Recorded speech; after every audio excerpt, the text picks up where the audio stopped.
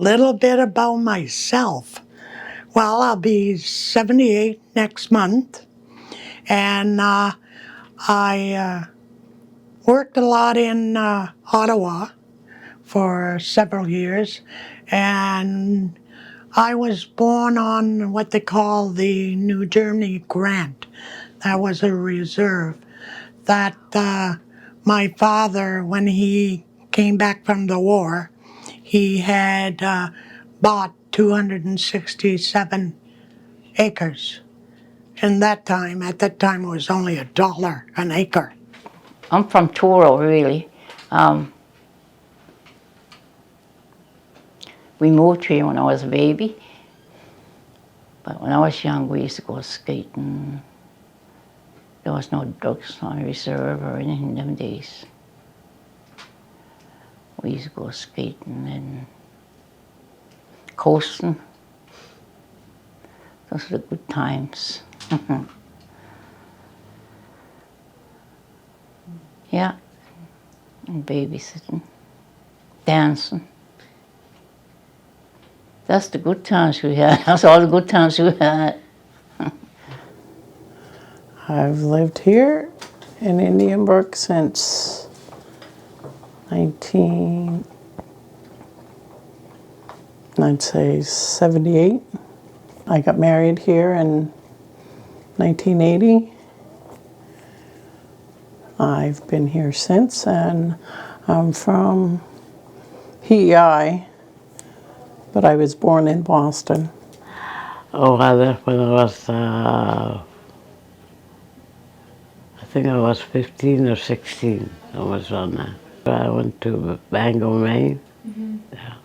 I lived there for the last 40, 50 years there. I come home just about 10 years ago, or even less than that, and I moved home. I had 3 children, 3 boys. I was brought up here on the reserve. I was born in 1959, and I was brought up here until I moved away. First time I left the reserve, I was 14.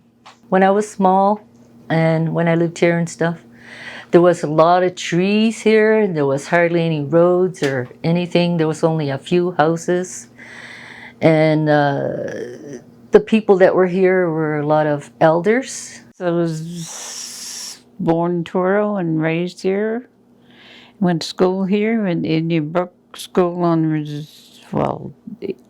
Indian Day School they called it. And went from grade primary to grade 8.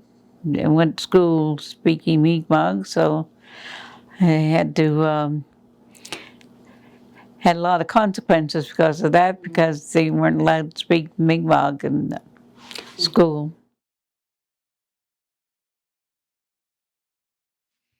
You know their language, especially in their traditions and stuff, and learn them and pass them on to their children. Well, the kids going to school now, my grandkids, they speak, well, the younger ones, you know. They call me Mikijo. That's real old. That's grandma, really? Great grandma? Yeah. It's to try to learn your language. I know they teach it now, and it'd be good to bring it back for the youth to have it more here now than they used to.